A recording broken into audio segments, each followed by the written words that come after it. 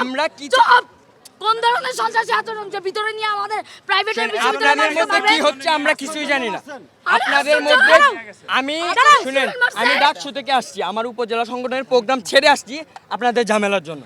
আপনাদের মধ্যে কি চলছে, কেন সংঘর্ষ কিছুই জানি না। আপনি নিজের চোখে দেখে মিথ্যা কথা বলতেছেন। অসম্ভব। আপনি নিজের চোখে দেখে আমার সামনে দিয়ে নিয়ে গেছেন। আমার সামনে দিয়ে নিয়ে আমাকে গেছেন। আপনি কথা বলতে দেন। আমাকে আমার সামনে দিয়ে নিয়ে গেছেন। আমার সামনে দিয়ে উস্কানি দিয়েন না। সামনে যাইতে পারবেন না। সাইরা দেন। আপনাকে আমি বলি, সাইরা দেন, বলতেছি ভাই সাইরা দেন। আমি বলি আপনাকে ভাই সাইরা দেন। ভাই ভাই ওরে ভিতরে ঢুকাইছে। আপু আমি তো আপনি ছেড়ে দেন। নন পলিটিক্যাল ছেড়ে দেন। পারসন, ঠিক আছে? আপনারে বলতেছি ভাইয়া, আপনি ছেড়ে দেন। ছেড়ে দেন। আপনার পলিটিক্যাল ইস্যু নিয়ে আসছেন, আপনারা ছেড়ে দেন। আপনাদের কি জন্য কি হয়েছে আচ্ছা, কিছুই জানি ঠিক না। আছে, আপনারা আমার কথা হচ্ছে আমার সামনে একজন ছাত্রকে মারবে, সে প্রাইভেট হোক ঢাকা ইউনিভার্সিটির হোক, আপনি তো আমার সামনে আমার সামনে ঢুকাইছে, আপনি পাশ দিয়ে ঢুকাইছে। আমাদের আচ্ছা আপুরা আচ্ছা কি হয়েছে? আমাদের ইস্যু জানি না ঢাকা ইউনিভার্সিটি আচ্ছা আপনারা কি দাবি নিয়ে আসছেন এখানে, এটা কি বলেন? আপনি চাইতে দেন আমরা এই সংগঠন প্রত্যাখ্যান করলাম। আমরা এই সংগঠন প্রত্যাখ্যান করলাম। আমরা এই সংগঠন প্রাইভেট থেকে প্রত্যাখ্যান করলাম। আমরা এই সংগঠন মানি না। কাকে ঢুকাইছে? খবর নিতেছি।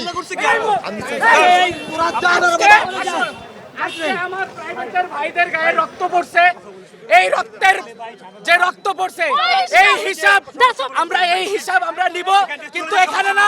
আমরা দরকার পড়ে ঢাবির যারা ঢাবির যে সিন্ডিকেট বা ঢাবির যে হায়ার অথরিটি আছে তাদের সাথে বসবো। দরকার হলে আমরা রাষ্ট্র পর্যায়ে যাব। কেন আমাদের উপরে হামলা হইলো? আবার রাস্তায় নামবো। চলো আমরা যাই।